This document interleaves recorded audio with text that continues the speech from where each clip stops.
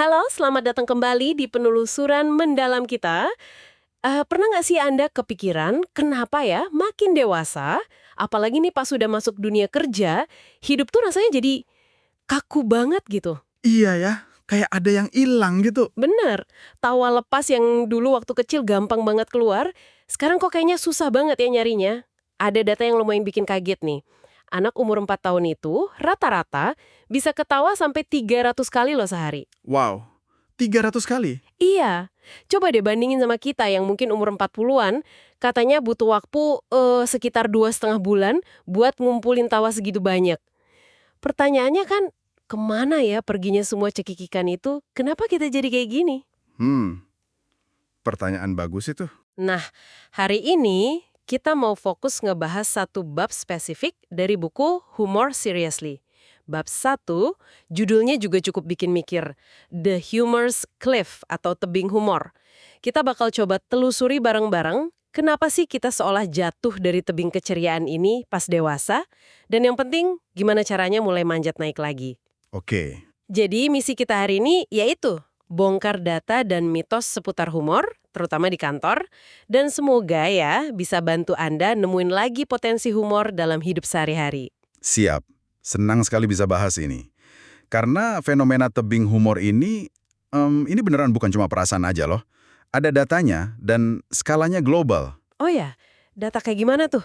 Ada survei besar dari Gallup, mereka tanya ke 1,4 juta orang di 166 negara. Hasilnya lumayan jelas, frekuensi kita ketawa atau bahkan cuma senyum aja dalam sehari, itu mulai turun drastis. Dan titik turunnya itu sering banget di sekitar umur 23 tahun. Usia 23 ya? Wah, itu kan pas banget biasanya usia orang mulai kerja, mulai serius, bangun karir gitu ya. Nah, iya, kemungkinan besar ada hubungannya ke sana. Penjelasan umumnya yaitu, kita dituntut buat tampil serius dan penting. Terus beban kerja nambah, fokusnya ke target, ke angka. Jadi kayak ada anggapan kalau mau sukses ya harus serius terus gitu ya. Betul, kayak ada keyakinan nggak tertulis gitu. Kalau mau dianggap kompeten, ya sisi humorisnya mesti disimpan dulu. Keseriusan jadi kayak mata uang utama di dunia kerja. Oke, oke. Mari kita bedah lebih dalam deh. Kenapa sih kita ngerasa perlu nuker tawa sama ya dasi kenceng atau muka datar? Buku ini di bab satunya nyinggung beberapa mitos nih. Kita mulai dari yang pertama ya, mitos keseriusan. Anggapan kalau humor itu nggak profesional, nggak serius, malah bisa ngerusak citra. Anda setuju ini mitos? Wah, setuju banget kalau ini mitos. Dan datanya juga ngomong gitu. Riset justru nunjukin sebaliknya loh. Humor yang pas itu nggak nabrak sama keseriusan, malah bisa nguatin. Oh ya, gimana tuh? Coba lihat survei dari Robert Half International sama Hodge Cronin. Ada 98% eksekutif bilang mereka lebih suka loh sama karyawan yang punya selera humor. Terus, 84% dari mereka percaya kalau orang yang humoris itu kerjanya cenderung lebih baik. 98%? Itu tinggi banget ya. Artinya bos-bos sendiri sebenarnya suka dong sama humor. Tepat, mereka justru menghargai. Dan bukan cuma soal disukai atau kerja lebih baik aja. Kalau kita bisa nunjukin selera humor yang pas, itu bisa naikin persepsi status kita, bahkan peluang jadi pemimpin. Wah, menarik. Ini nyambung banget sama konsep kepemimpinan autentik sekarang. Karyawan kan udah nggak cuma nyari bos yang sempurna tanpa celah. Mereka pengen pemimpin yang manusiawi, yang real. Nah, humor, apalagi yang self-deprecating ya, yang ngetawain diri sendiri dikit. Pak, iya, iya. Yang bisa ngetawain kesalahan kecil sendiri gitu. Bener, itu risetnya bilang bisa ningkatin kepercayaan orang dan persepsi kemampuan mimpin kita. Dulu Dwight Eisenhower pernah bilang, humor itu kayak oli, bikin kerjaan jadi lebih lancar jalannya. Oke, oke. Jadi jelas ya, humor bukan musuh, malah bisa jadi teman baik profesionalisme. Mitos pertama terbantahkan. Nah, sekarang mitos kedua nih, yang ini juga sering bikin orang jiper. Mitos kegagalan. Ah, ini dia, takut garing ya. Iya, takut garing, krik-krik gitu, atau malah takut nyinggung orang. Aduh, kebayang sih canggungnya kalau lawakan kita gagal total. Banyak yang takut banget sama ini. Bisa dipahami banget sih ketakutan itu. Tapi ada riset yang menurut saya mencerahkan banget dari Bitterly, Schweitzer, sama Brooks. Ini dari kampus top kayak Wharton dan Harvard. Oh, mereka neliti soal ini. Iya, mereka neliti dampak nyoba ngelucu di lingkungan kerja. Dan temuan kuncinya, ini yang penting banget. Yang paling nentuin itu bukan apakah lawakan kita bikin orang ngakak atau enggak, alias lucu atau garing. Tapi apakah upaya humor kita itu dianggap pantas atau appropriate dalam konteksnya. Tunggu. Jadi bukan soal lucu atau enggaknya, tapi pantas atau enggak pantas. Itu gimana bedainnya? Jadi mereka bikin kayak semacam diagram gitu, ada 4 kuadran. Bayangin ada sumbu pantas nggak pantas sama sumbu lucu nggak lucu. Oke. Kuadran paling bagus ya jelas yang kanan atas, pantas dan lucu. Ini jackpot. Efeknya positif semua, ningkatin persepsi pede, kompeten, status. Iya iyalah ya, itu idaman. Nah, tapi yang bikin kaget dari riset mereka itu justru kuadran kiri atas. Pantas, tapi nggak lucu. Alias yang garing tadi. Ternyata dampaknya masih positif loh. Serius? Walaupun garing? Iya, upaya humor yang pantas, meski nggak bikin ketawa, itu tetap naikin persepsi orang soal kepercayaan diri kita. Dan nggak ngerusak persepsi kompetensi atau status. Malah nunjukin kalau kita berani nyoba cairin suasana. Wah, ini melegakan banget sih. Berarti risiko nyobang lucu itu nggak sebesar yang kita kira dong ya, asal kita jaga kepantasannya. Betul. Kegagalan yang sebenarnya itu bukan pas lawakan kita nggak lucu. Kegagalan menurut riset ini itu kalau kita masuk kuadran bawah. Nggak pantas. Mau itu lucu atau enggak, kalau udah nggak pantas ya jatuhnya negatif. Bisa nurunin persepsi status dan kompetensi. Oke, paham. Jadi fokusnya geser ya, bukan gimana biar lucu, tapi ini pantas mbar ya di situasi ini. Sip. Nah, buku ini kan di bab-bab berikutnya ngasih tahu caranya biar kita bisa main aman, nggak masuk zona nggak pantas itu. Menarik. Oke, sekarang kita ke mitos ketiga. Mitos harus lucu. Banyak banget nih kayaknya yang mikir, gue kan orangnya nggak lucu, nggak bakat ngelawak. Ya udah ya, nggak usah pakai humor-humoran di kantor. Seolah-olah humor itu cuma buat pelawak atau orang yang emang dasarnya kocak aja. Nah, ini juga jebakan pemikiran yang perlu dilurusin. Karena, lagi-lagi, riset ngomong beda. Ternyata, yang jauh lebih penting daripada beneran jadi super lucu, itu adalah ngasih sinyal kalau kita tuh punya selera humor dan bisa ngehargain humor orang lain. Ngasih sinyal, maksudnya gimana tuh? Ada studi dari Wayne Decker. Dia nemuin kalau manajer yang dianggap punya selera humor sama bawahannya, nggak peduli seberapa sering dia beneran ngelucu ya, itu dinilai 23% lebih dihormati, 25% lebih enak diajak kerja bareng, dan 17% lebih ramah. Oh, jadi persepsinya itu ya yang penting, bukan harus jadi stand-up komedian dadakan gitu.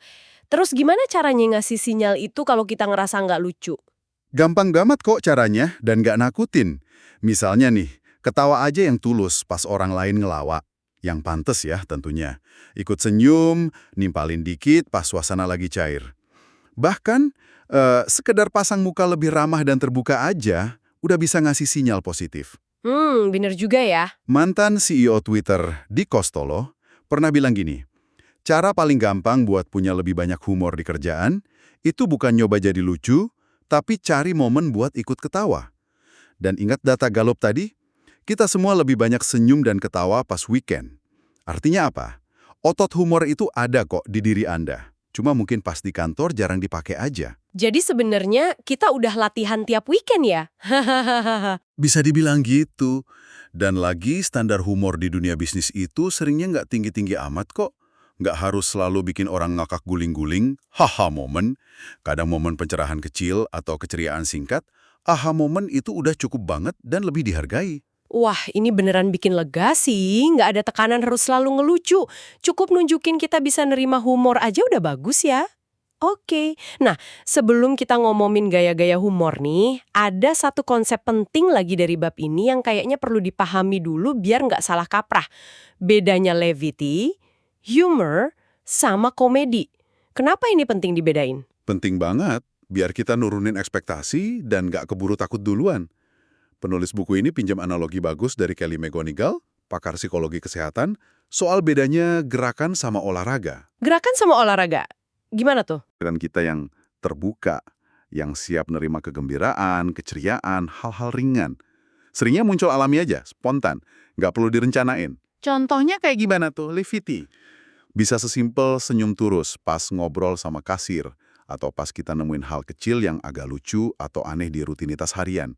Kayak cerita Naomi di buku yang senyum lihat apel di bandara itu levity. Oke, jadi levity itu lebih ke suasana hati ya, yang ringan dan natural. Terus humor? Nah, humor itu lebih kayak olahraga.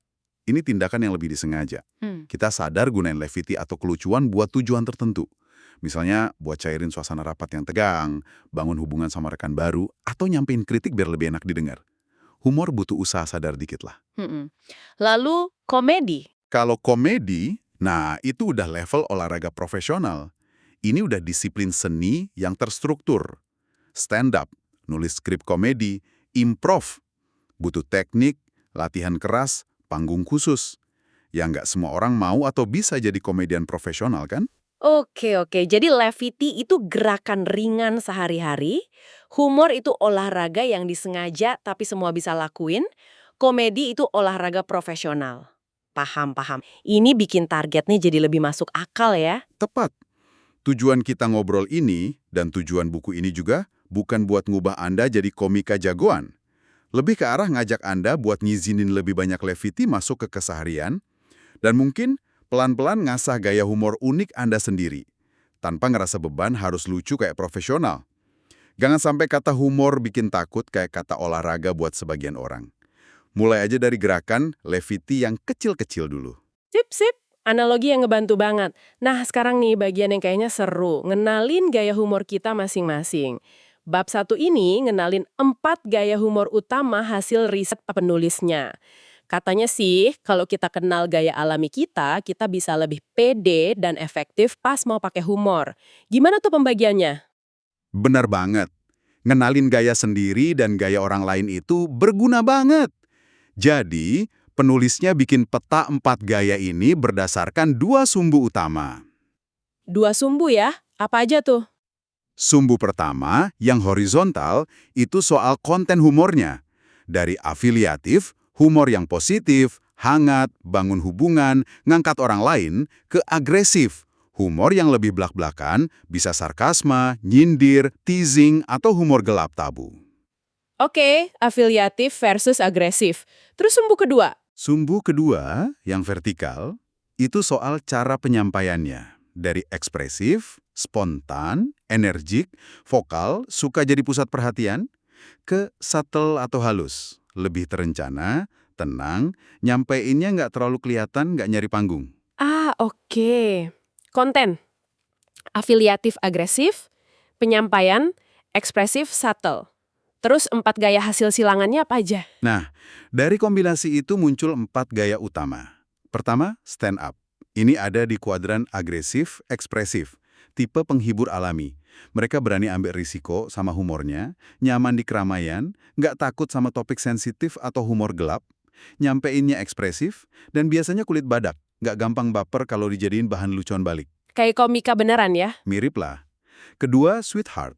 Ini afiliatif, subtle. Gaya humornya tulus, hati-hati, humornya sering direncanain. Disampein halus, pokoknya sebisa mungkin nggak nyinggung. Tujuannya lebih buat dukung, bikin nyaman, nyatuin tim, nggak nyari panggung. Ini afiliatif ekspresif. Orang gaya ini biasanya positif, ceria, hangat, karismatik. Nyampeinnya sering animatif, mungkin suka niruin suara atau gaya orang.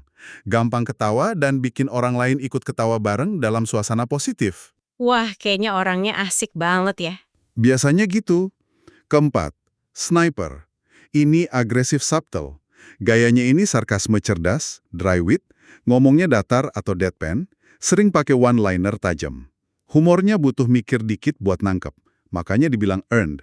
Nggak terlalu ekspresif, tapi tembakannya jitu. Hahaha, oke. Stand up, sweetheart, magnet, sniper. Wah, kayaknya langsung kebayang ya orang-orang di sekitar kita masuk mana. Ini gayanya mutlak nggak sih? Atau bisa campur-campur? Yang penting bukan ngasih label kaku ya, tapi pakai pemahaman ini buat 1. Nyaman sama gaya kita sendiri, 2. Lebih sadar gimana humor kita diterima orang lain yang gayanya beda. Contohnya gimana tuh? Interaksi antara gaya. Misalnya, stand up atau sniper mungkin perlu ngerem dikit kalau ngelawak sama sweetheart atau magnet, biar nggak dianggap nyerang. Sebaliknya, sweetheart atau magnet mungkin jangan terlalu banyak ngetawain diri sendiri di depan sniper atau stand up. Nanti bisa dianggap kurang pede, jadi ada kesadaran sosialnya juga. Iya, bener juga. Perlu lihat situasi dan lawan bicara ya. Betul. Tapi ya balik lagi ke konteks kerjaan tadi, standarnya kan nggak tinggi-tinggi amat. Tujuannya seringnya cuma buat bikin koneksi kecil, cairin suasana dikit, atau nunjukin sisi manusiawi kita aja. Punya mindset levity aja, terbuka sama hal ringan, itu udah bagus banget kok awalnya. Oke deh, rasanya udah lumayan dalam ya kita bedah bab 1 The Humor Cliff ini.